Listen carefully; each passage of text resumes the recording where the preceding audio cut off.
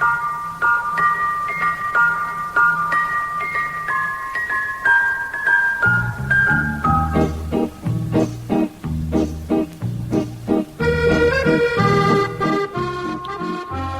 and welcome to Wavescan, the international DX program from Adventist World Radio. Researched and written in Indianapolis by Dr. Adrian Peterson and produced in the studios of WRMI in Miami. I'm Jeff White.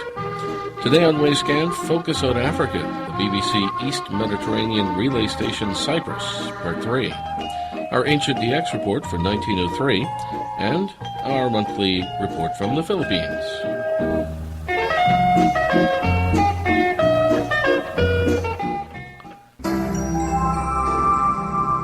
Wavescan presents Focus on Africa, a year-long series of reports about shortwave broadcasting and listening on the African continent.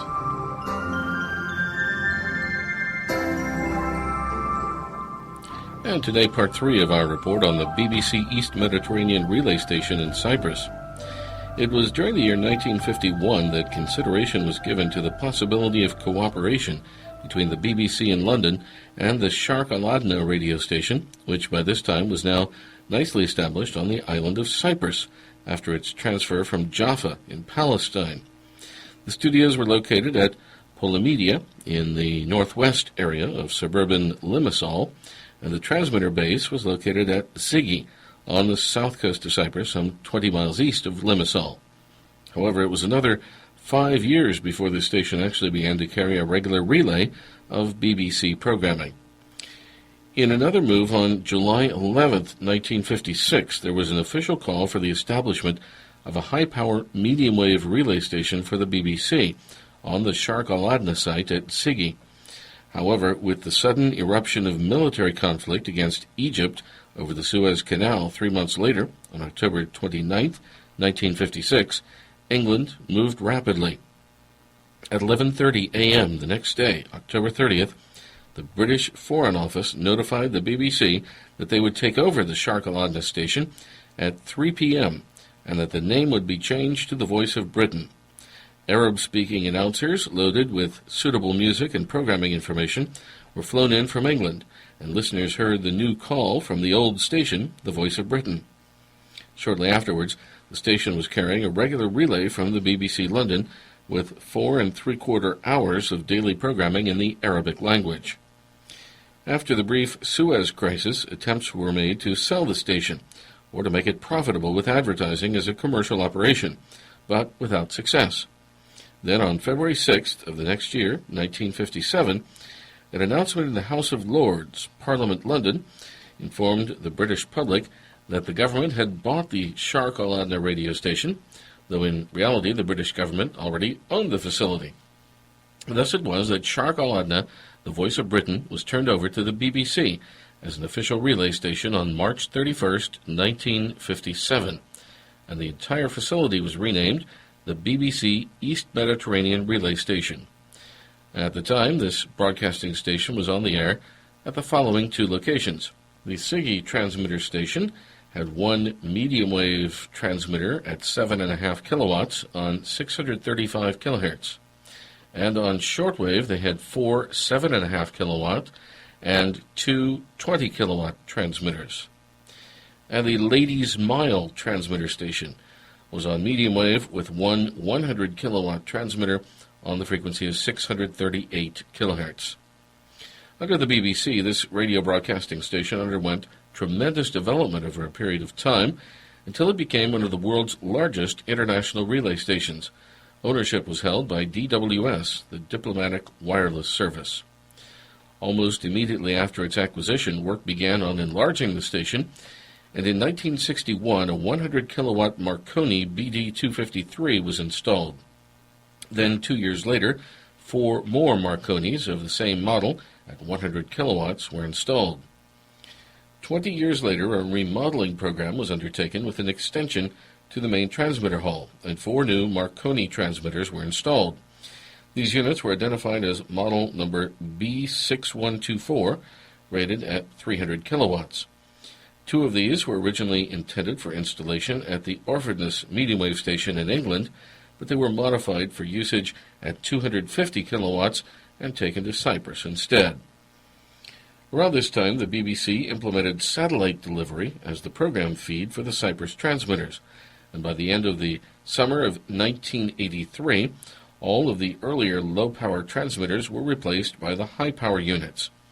At this stage, 8 shortwave transmitters, ranging in power from 100 kilowatts to 250 and 300 kilowatts, were on the air, as well as 2 100-kilowatt medium-wave transmitters on 1323 kilohertz. As time went by, an additional 6 high-powered Marconi transmitters were installed at Ziggy. 2 were new units at 250 kilowatts, and 4 at 300 kilowatts were transferred from the BBC Daventry at the time of its closure. In 1991, for example, a total of 7 shortwave transmitters were in use at Ziggy, as well as a pair of 100-kilowatt medium-wave transmitters. At 6 a.m. on July 11, 2011, there was a massive explosion at the adjoining Navy base when 98 containers of high explosives blew up. The massive explosion destroyed the nearby power station, which provided electricity for half of the island of Cyprus. All of the windows in nearby hotels were blown out, and there were several major fires nearby. The Cyprus government endeavored to obtain 2 floating power stations in order to restore power to half of their island. Although the BBC facility sustained no major damage, yet they were able to operate only 2 transmitters with the usage of their own emergency power generators. The medium-wave service at Ziggy was temporarily transferred to the BBC medium-wave facility at Ladies Mile. In the 1990s, a pair of 500-kilowatt Continental medium-wave transmitters were installed at Ladies Mile with separate antenna systems, each supported by a square of directional antennas. On the north side of the building, the programming was beamed to the Middle East on 720 kilohertz. On the south side of the building, the programming was beamed to Africa on 639 kilohertz. A receiver station was in operation at Zakaki, 1 mile north of the medium-wave station at Ladies Mile, and shortwave programming from the BBC in England was distributed to the 2 transmitting sites, Ziggy and Ladies Mile. However, with the increased usage of satellites for the distribution of program feeds, the receiver station at Zakaki became redundant and was sold off in the early 1990s. Interestingly, a foreign visitor to the island in 1994 declared that the slogan for the earlier name of the station, Sharq al-Adna, was still visible on the doorway to the transmitter building at Ziggy.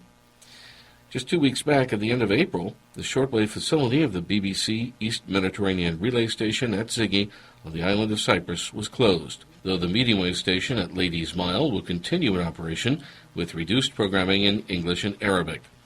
This station, Sharq al-Adna, the Voice of Britain, and the BBC East Mediterranean Relay Station served the world of international radio listeners from its consecutive locations in Palestine and Cyprus for a total period of 72 years.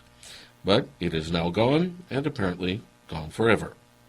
What will happen to all those still usable, high-powered shortwave transmitters at Ziggy, all 10 of them?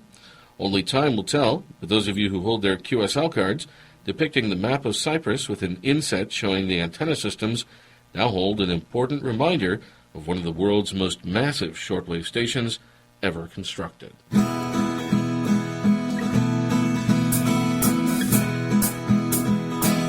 You're listening to Wavescan from Adventist World Radio. Send your comments and reception reports to Wavescan, Box 29235, Indianapolis, Indiana, 46229 in the United States. That's Wavescan, Box 29235, Indianapolis, Indiana, 46229 in the USA. Or you can email us at wavescan@awr.org. Our email once again, wavescan@awr.org.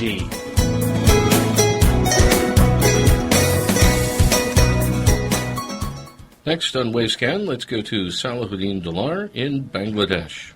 Dear listeners and Radio Hobbyist, welcome you in the April edition of Bangladesh DX Report in Wavescan. This is Salahuddin Dalar from the beautiful city Rajshahi, Bangladesh. Glad to be back and thanks for listening. Let's start. Radio Shadhin, Radio Shadhin, the 7th FM private radio station of Bangladesh, started its journey with the slogan Rise Up on 20 March 2013. Information Minister Mr. Hassanul Haq Inu inaugurated maiden program of the radio. Addressing to the inaugural program, Mr. Inu said, "Media is the mirror of the democracy. Earlier it was seen that no other media without print and television would not stay. It proved false."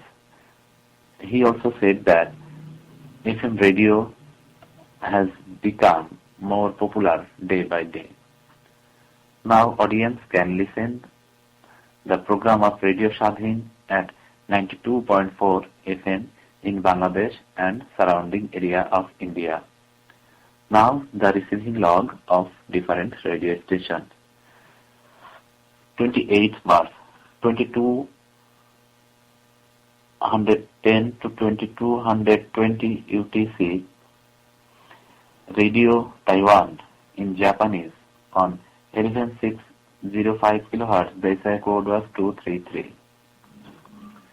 29th March 0920 to 0930 UTC, Voice of Mongolia in English on 12085 kHz. The SI code was 333. March 13, 1850 to 1858 UTC, KBS World Radio in English on 7275 kHz. The SI code was 333. March 31st, 1400 to 1430 UTC, Radio Veritas Asia in Bengali on 11870 kHz. The SI code was 333. Bangladesh DX team will issue a QSL card for April edition of Bangladesh DX report in Webscan. For eQSL, please send your reception report to dxbangla@gmail.com, dxbangla@gmail.com. Or if you wanted to have a paper QSL, please send your reception report with 1 IRC or even $1 to Bangladesh DX report, care of Salahuddin Dollar, Village and Post Chowmohoni, CHAUMAHANI, Chowmohoni, Motihar, MOTI, HAR, Motihar, Rajshahi, RAJSHAHI, Rajshahi, postal code 6000, Bangladesh. If you want to know about us, please visit our web www.bdxr.blogspot.com. Okay, I will come with more DX news in the next edition. Till then, take care. Salahuddin Dollar, Rajshahi, Bangladesh. And now our ancient DX report for 1903. During the year 1903, there were multitudes of wireless events in many different countries throughout the world. However, the major concentration of wireless events during 1903 was transferred from Europe to the United States, and the first notable wireless event in the United States took place on January 18th.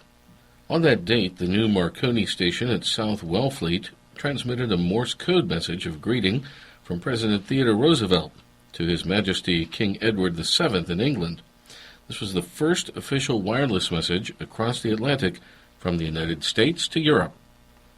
On February 7th, there was another first in the United States when Lee DeForest installed a wireless transmitter in a motor car and parked it at Wall Street, New York.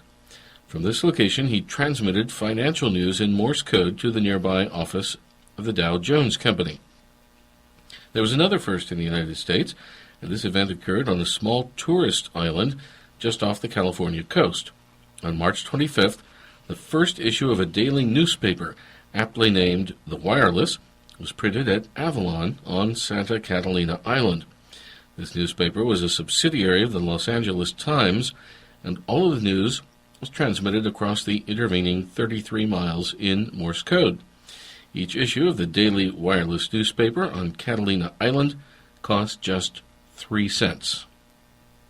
The first deliberate jamming of wireless transmissions occurred under the auspices of Dr. Gustav P. Gehring and his American Wireless Telephone and Telegraph Company at the time of the summer water event, the America's Cup, off the coast of New Jersey.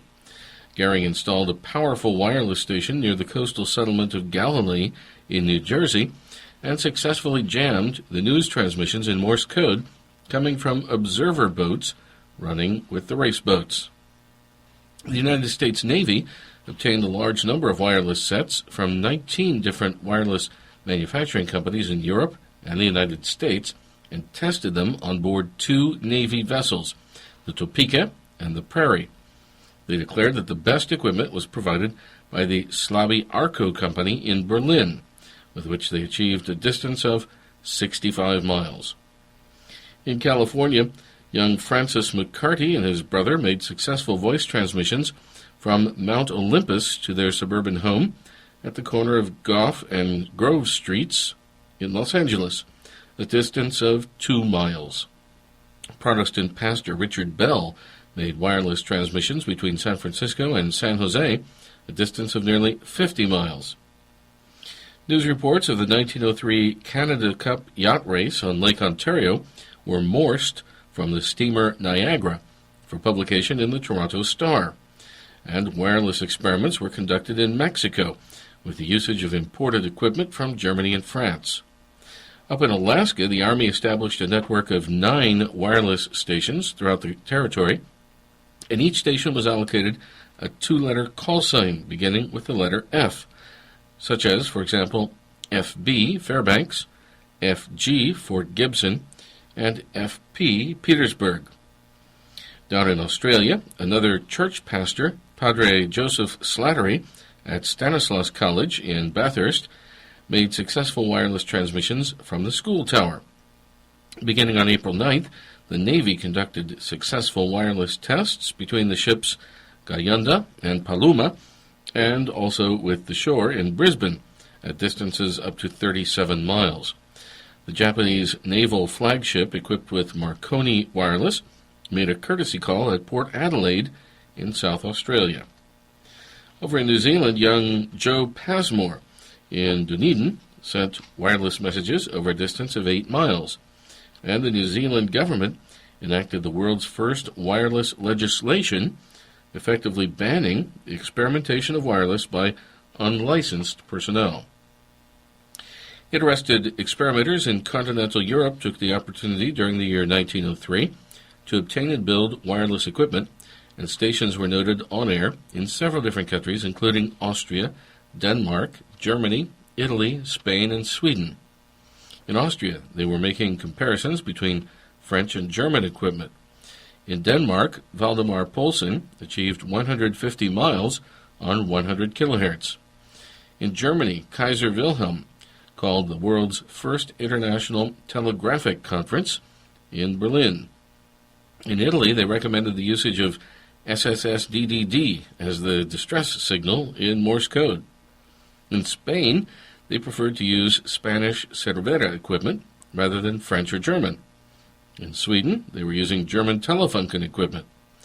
Over in England, the Prince and Princess of Wales visited the Marconi wireless station at Poldhu, and 7 years later they became King George and Queen Mary. Marconi himself introduced the usage of CQD as the international distress signal in Morse code, and interestingly, Marconi described his larger wireless stations as operating at a power level of 150 HP, horsepower. If there's one tradition people have most associated with Cunard through the years, it is this: the famous, fabled transatlantic crossing. Immigrants made the crossing heading toward the promise of a new life in America, while the rich and famous crossed the Atlantic in grand style. 2 ships made the wireless headlines during the year 1903. On January 19th, the Cunard liner Campania began the printing at sea of a daily newspaper, using information that was morsed from Poldhu. On December 8th, the new Red Star liner SS Kroonland was disabled off the coast of Ireland, with the steam tiller smashed and the steering gear disabled, and a distress signal was morsed to the Crookhaven wireless station. This event is listed as the first occasion of the usage of the new CQD distress signal. Late one afternoon in June 1903, the wireless inventor John Ambrose Fleming was adjusting his apparatus in a lecture theater in London in preparation for his lecture. This event was intended to be a demonstration of the effectiveness of wireless with Marconi himself sending Morse messages from his station at Poldhu in Cornwall. Suddenly, and quite unexpectedly, Fleming heard Morse code coming in, repeating over and over again the single word rats. Other cheeky messages were received, all of which made fun of Marconi himself. This information about the hacking of the wireless signals was printed as a letter in the Times of London newspaper next day. 4 days later, another letter was published in the Times of London, this time from the mischievous and popular stage magician Neville Maskelyne, in which he stated that he was the hacker. He was miffed at Marconi, and he vented his revenge by sending the unwanted Morse messages from his own wireless transmitter in suburban London. That was the world's first hacking of a wireless transmission. Now let's go to Henry Humadhai in the Philippines and his monthly DX report. Hello everyone to our dear shortwave listeners. Good evening, good morning, wherever you're welcome to the May 12 edition of the Philippine DX News. This is report number 75. I'm Henry Humadhai in Antique, Central Philippines. Glad to be back and thank you for listening. First, let me thank our DXR friends for sending the reception reports and for keeping in touch. Mr. Wendell Craighead in Prairie Village, Kansas, in the U.S. He is listening via WINB, Red Lion, Pennsylvania on 13570 kHz. And Mr. Yoshihiro Takahashi in Hokkaido, Japan. I would like to thank everyone for continued support of Pilipinas DX for the past 6 years, every second Sunday of the month, and for several hundreds of letters received. Thank you very much. Some DX information about our local FM stations here in our province. There are about a dozen of community FM stations, and 2 belongs to the Protestant denomination. Last month of April, a new FM station was inaugurated, the Hope FM 101.1, owned and operated by the Seventh-day Adventist Church here in Southern Antique District. The studio is located at the mezzanine floor of Sibalam SDA Church, and the range is only less than 15 kilometers. The coverage area can reach part of the towns of Sibalam, San Remigio, Bilisan, Patnungon, San Jose de Buenavista, and Hamtic, serving and bringing the hope to the community of more than 50,000 people, and also connecting to 31 Seventh-day Adventist churches in the area. Another Hope FM will be established in few months' time. Reception logs for April 2013. April 5, KTWR Transworld Radio on 15-200 in English from Guam at 0847 UTC, SIO rating 454. April 5, KHWR World Harvest Radio of Lassie Broadcasting on 9930 in English from Palau at 0855 UTC, SIO rating 444. April 7, All India Radio AIR on 9690 in English from Bangalore at 1432 UTC, SIO rating 333. April 8, Radio Thailand on 9390 in English from Ondantani at 1230 UTC, SIO rating 333. April 10, Voice of Korea on 15575 in Spanish from Kuchang at 0210 UTC, SIO rating 444. April 11, China Radio International on 11695 in Filipino from Beijing at 1435 UTC, SIO rating 555. April 12, Radio Pilipinas, The Voice of the Philippines on 15285 in English from Tinang at 0215 UTC, SIO rating 323.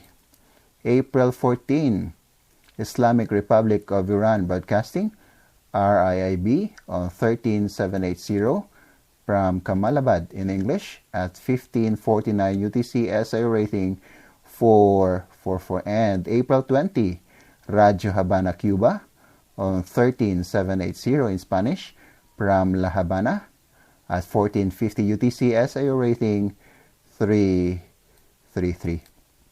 We have a special QSL card just for you. For your reception report, please send 1 IRC International Reply Coupon or 2 US dollar. Return postage will be greatly appreciated. And friends, if you want to get the transcript of today's Pilipinas DX news and see our QSL card series, please visit http://filipinasdx.wordpress.com. That's http://filipinasdx.wordpress.com. Follow us also on Facebook, www.facebook.com/filipinasdx, or you may want to send us your comments, suggestions, reception logs, and informations to filipinasdx@yahoo.com. That's PILIPINASDX for filipinasdx@yahoo.com. This has been Henry Umanay for Wavescan in Antiques, Central Philippines, saying mabuhay at maraming salamat po. Thank you, Henry. A reminder about the Wavescan contest, which runs during the month of July. Here's what you need to do in 5 easy steps. Step A, list your 5 best QSLs from Africa and state briefly why. B, photocopy your 5 best QSLs from Africa. C, list your 5 most wanted QSLs from Africa. Step D, write 3 reception reports for AWR relay stations in Africa or AWR relay stations broadcasting to Africa.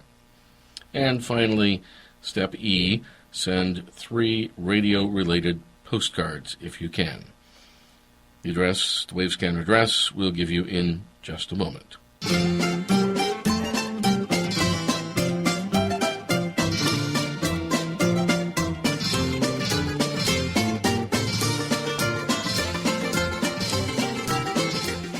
Music from Greece ends Wavescan today. Thanks for listening to the International DX program from Adventist World Radio. Researched and written by Dr. Adrian Peterson in Indianapolis. Next week on Wavescan, Chicago on shortwave, the 10-year story of the shortwave station W9XF. Australian states on shortwave, Part 5, South Australia. 2 QSL cards are available for your reports on this program, one from AWR, another from WRMI.